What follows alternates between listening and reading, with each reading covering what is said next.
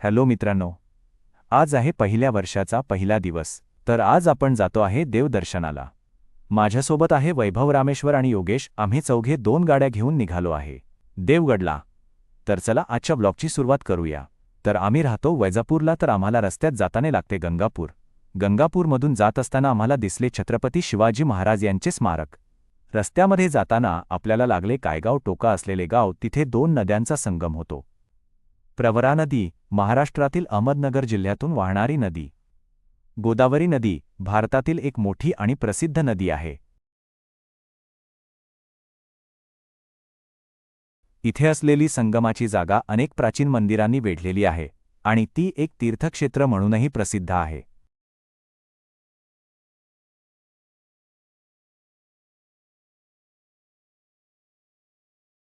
आता आपण आलो आहे नेवासा देवगाव येथील दत्त मंदिर.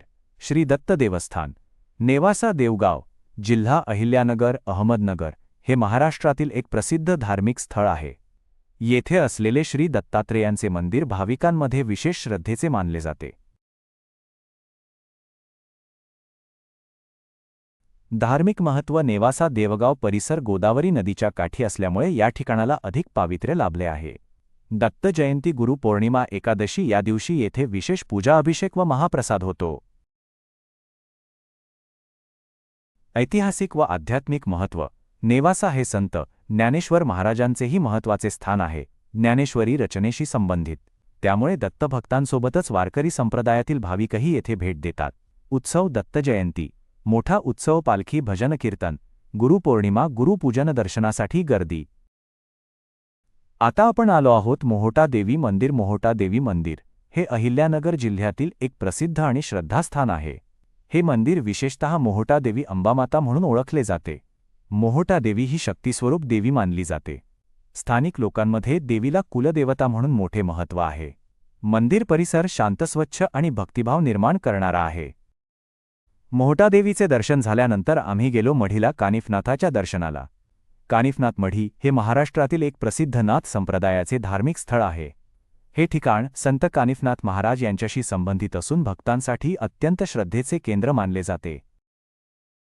कानिफनाथ मढी प्रामुख्याने अहमदनगर जिल्हा, पाथर्डी तालुका परिसर येथे प्रसिद्ध आहे. काही ठिकाणी कानिफनाथ डोंगर किंवा कानिफनाथ गड असेही नाव घेतले जाते. कानिफनाथ महाराज कोण होते?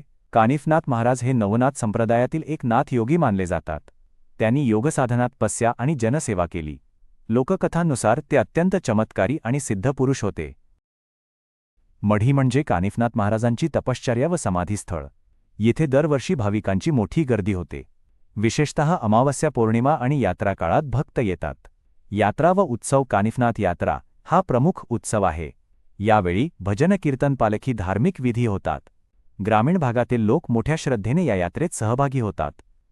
भक्तांची अशी श्रद्धा आहे की आजारपण, संकटे, मनोकामना यावर येथे दर्शनाने समाधान मिळते.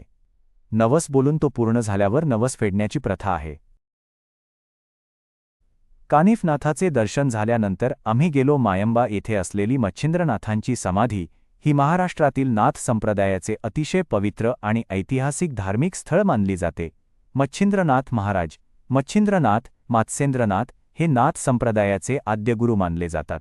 ते गोरक्षनाथांचे गुरु होते. योग, हठयोग आणि तंत्रविद्येचा प्रसार त्यांनी केला. आरती घेऊन आम्ही निघालो शनिशिंगणापूरला.